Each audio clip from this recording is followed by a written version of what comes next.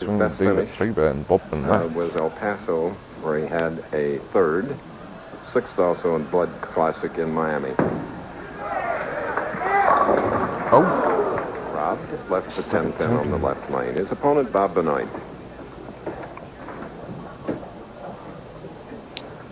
Dave Traber, a down-and-in type player, not the power player that you often see on the Pro Tour. He adjusts his position on the approach and his ball speed to conquer the lane. Okay, marking with a spare now.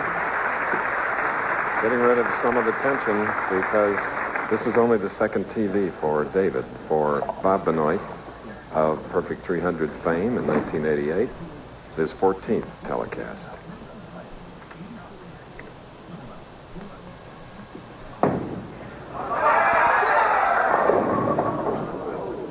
Ooh, that's the 2-7. Benoit going a little wide on the right-hand lane. Chris, at 82 lane bowling centers, you see the style of Bob Benoit's. Nice cupped wrist, low profile to the line. It's lined very solidly. But the right-hand lane, all the players, it was consensus that it was a little slicker, a little tighter, and the ball won't hook as much. That was proven out on Benoit's first shot. Now he has the 2-7 split.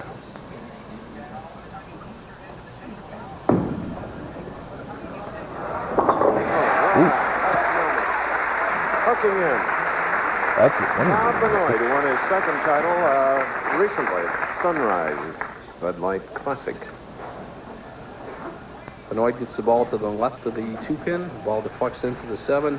Easy shot for him, especially with that big hook. All he has to do is touch the 2.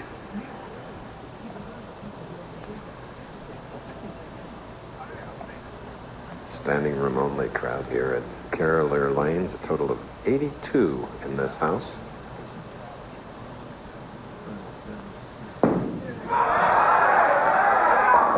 And Bob Benoit with the first strike of the afternoon.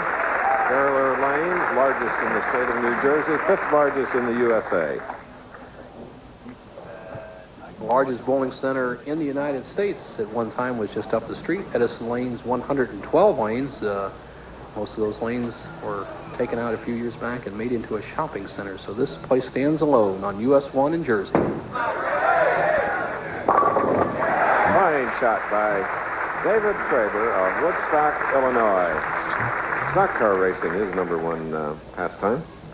Traber with a 4-step delivery, very methodical, short backswing, a little muscle at this point as he drives through the pivot step. Doesn't quite get as low as Benoit or Duke, who we have in the championship round, but keeps the ball on line. He's a very good, what we call a track player. When he can play between the first and third arrows, he is very, very tough to beat.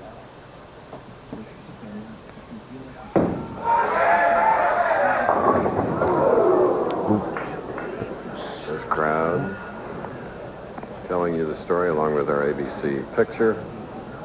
Never like to see it 4, 6, 7, 10, Bo.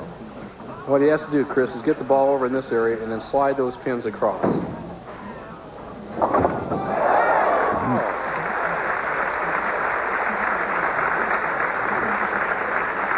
Almost does it. We had John Mazza with the 7-10 a couple weeks ago. We've never had the 4, 6, 7, 10 convert in the championship round, and he just slides behind the 4-pin.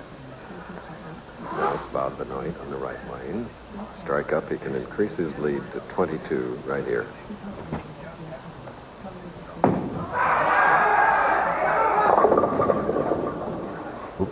Leaving the 2-4 on the right lane. Both these players have honed their skills in the regional program of the PBA. Benoit in 1987 bowled in 19 regional tournaments and cashed in 18 of them. He lives in the southwest region of the 7 regions of the PBA. Traber also an excellent regional player in the Midwestern region.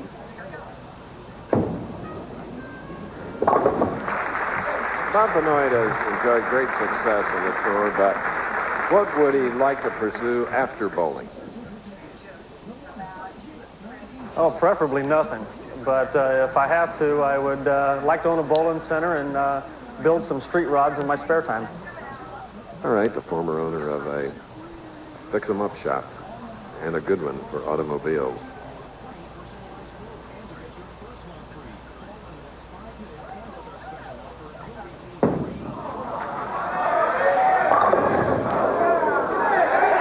Hitting a 10, and then both looking at some somebody like Bob Benoit, who shook that a lot of losses on TV after his perfect 300. He has really worked hard with a lot of setbacks, and you have to admire them.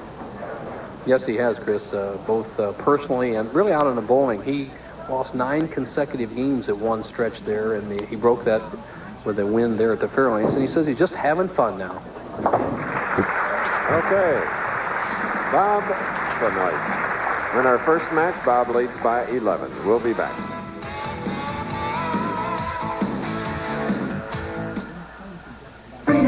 Now, for the finish of a lifetime. Huge bowling establishment, Carolina Lanes in North Brunswick, New Jersey. In our first match while we were away, David Traber doubled to come within 1 pin of Benoit. Spare up 5th frame for Bob.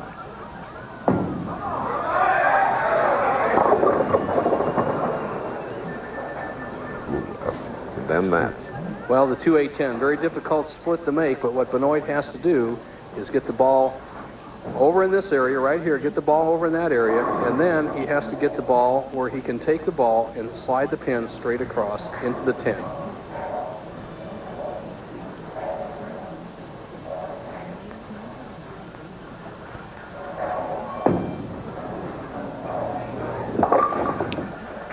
Each of our professionals here in our first match have open frames, and it's Traber that has the lead. And Traber, of course, when he's next up, will have a double working, but Benoit now trying to recover on the left lane.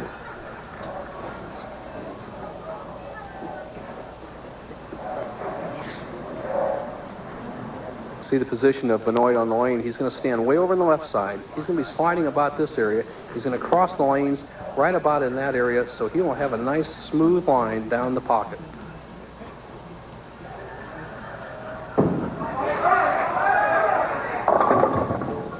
And Bob leading the 3-6-10. Benoit with that big hook seems to be a little bit confused, and when it's not working, he really struggles. He straightens the ball out for spares, throws the ball almost perfectly straight. He doesn't cup his wrist, and it's obviously a good idea. The big hook would really give him trouble on the spares, but he's a big game bowler. When he's hot, he stays hot. Right now, he's struggling. Okay. Winner of this, our very first match in the Johnny Petraglia Open. Faced Norm Duke, originally from Fort Worth. And then next up will be Charlie Tapp and then Pete Weber. Of the 3 Triple Crown winners, here he is, our host, Johnny Petraglia, former president of the PBA. And David Traber, looking for that first national PBA title, has strung 3.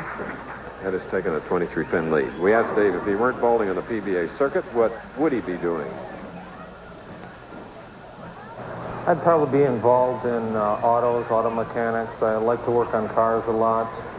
If not that, I'd like to get involved in NASCAR. I enjoy stock car racing. I'd like to go out there and see what it's like.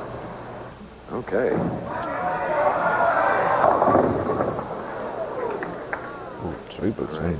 Moving now to 6-7-10. What he has to do is get the ball over in the 6-7 zone. Get the ball right over here, so in that area there. And then what he has to do is just slide the 6-pin over into the 7-pin.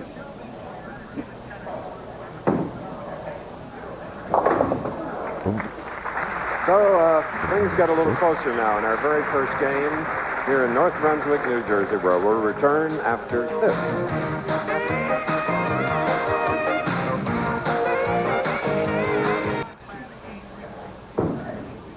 Bob Benoit covering the 4th end of the 8th frame while we were away, running a bit behind our schedule. We need to do this.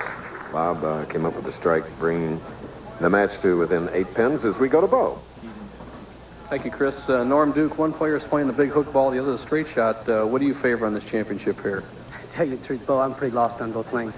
I know that the left lane hooks a little more, and I'm just going to have to go over there to practice shots and pay attention and make good shots and get a good read there. The lanes are changing as we speak, and if my mind was made up, then I'd be lost when I got there. So I'm just going to wait and see what happens when I get there. All right, good luck. We'll see you in a minute. Honesty. Now going for the 9 pin. David Traber. He marks with a spare in the 8th frame. He has an 8-pin lead. David Traber, Woodstock, Illinois, a holder of 6 PBA Midwest regional titles, and he won the 1986 Fairlanes National Resident Pro Championship as the top seed, beat Mark McDowell. He's not alone today. His wife, Melissa, who talked him in to coming to North Brunswick to bowl. She knows what's happening, doesn't she? He has a chance to make $27,000 today, but not with bad breaks like that, Nelson. Chris, he has a choice here. He can either start the ball over in this area and try to slide the 6-7 into this area, the 4-7 area. Very tough shot. So it's another open frame showing you that our championship pair is not easy. Won't be easy for, I don't think, any of the 5 pros. Well, Chris, depends on the lane oil carry down. As we watch week to week, the pros with all that spin and speed on the ball have a tendency to carry the oil down to the back end. If it carries down and sets up, we could have some real good scores in the next 2 matches. Okay, leading by 9, 9th frame.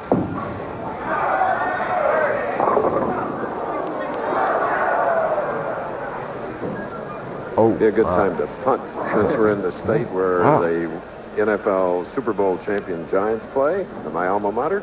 You're right, Chris. As you see the ball sliding by the head pin, he knocks out the 2-pin, leaves the 8-10. There's nothing much Bob Benoit can do with this except just throw it the 10-pin, hope to bounce it out. It's almost like making the 7-10 split. You have to bounce the pin out. You can't slide it over.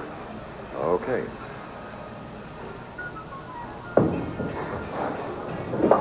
Oh. All right. So now, Benoit trails by 4. What an interesting first game. Match game competition, and the players knew that the pair could be a little tough at the start. I think they were a little tentative, but it's come down to the 10th frame. Right now, Bob Benoit cannot shut out Dave Traber.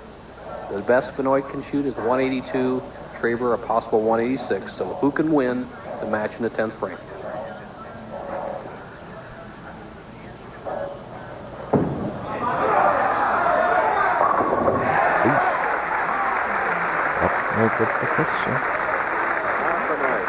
I'll always be amazed that his very first title was a perfect 300 game in the top seed position.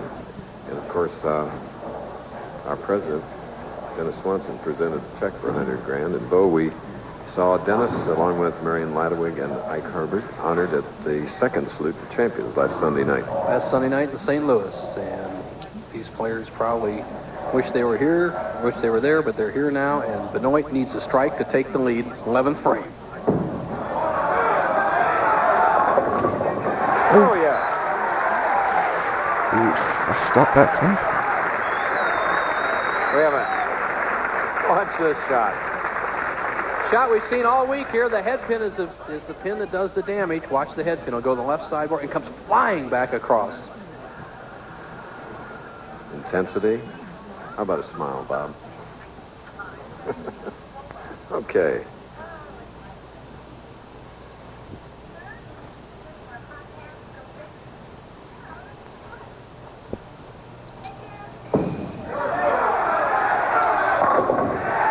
The loser of this match will go home with $5,000. Winner, of course, has a chance to move ahead.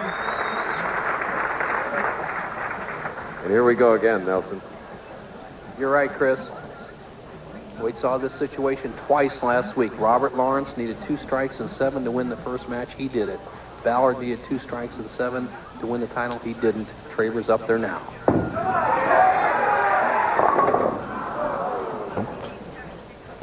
Not today. There's a 3-10. Of course, there's your winner, Bob Benoit. So that means he will go against Norm Duke next. ABC Sports presentation, the Professional Bowlers Tour, will return.